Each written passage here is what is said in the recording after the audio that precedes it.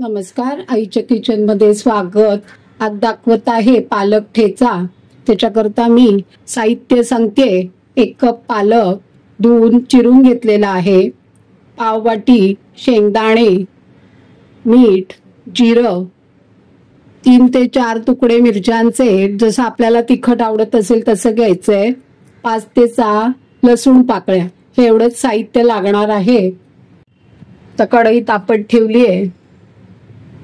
त्याच्यात हे शेंगदाणे जरा परतवून घ्यायचे. आपल्याला ठेचा करायचा आहे.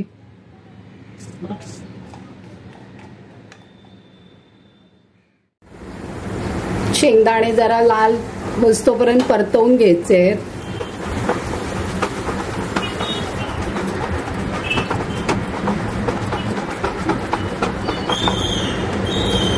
छान शेंगदाणे तळले गेलेले आहे. गॅस बंद करते.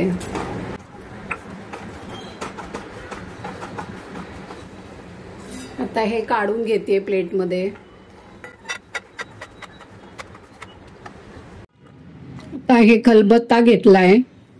खलबत्त्यात हे बारीक तळून घेतलेले शेंगदाणे घालायचे. जिरं,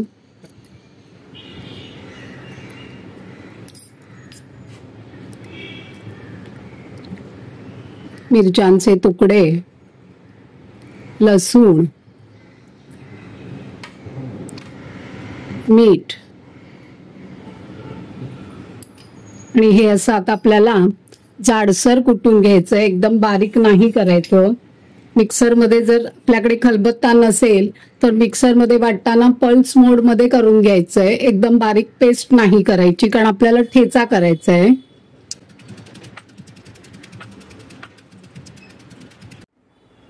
हे तर छान खलबत्त्यात कुटून झालेलं आहे.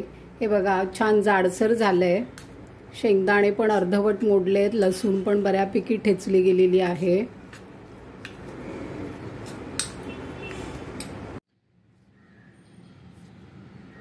तर गॅस सुरू केलाय. आता आपण त्याच्यात हा ठेचा केलेला आहे तो परतवून घ्यायचा आहे.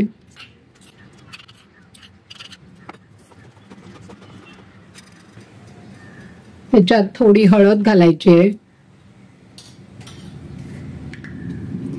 थोडा हिंग,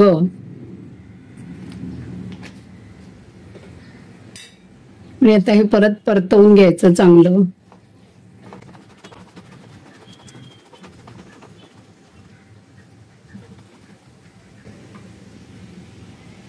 आणि आता हा पालक घालतेय.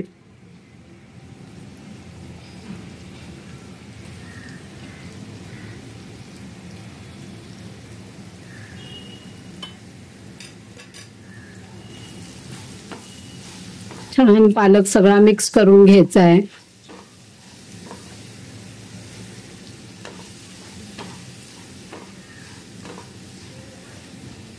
पालक शिजायला वेळ लागत नाही, हा पटकन शिजेल.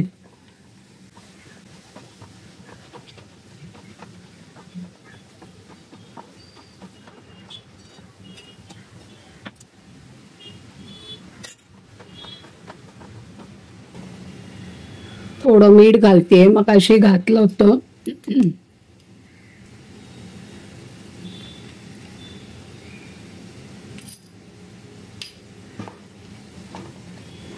हा फ्रीज मध्ये 3 ते 4 दिवस टिकतो. पोळी भाकरी याच्याबरोबर छान लागतो, किंवा आमटी भाताबरोबर सुद्धा छान लागतो खायला. पटकन होणारा आहे.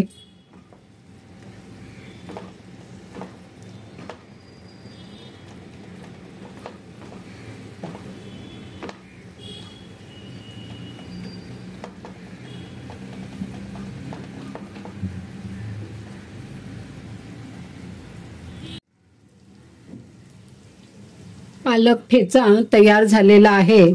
गॅस बंद केलाय. तर त्याच्यावर लिंबू रस घालते.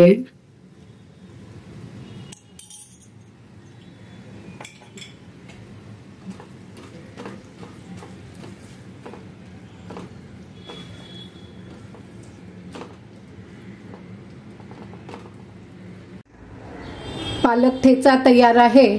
आस्वाद घ्या, लाईक करा, शेअर करा आणि कॉमेंट्स करा.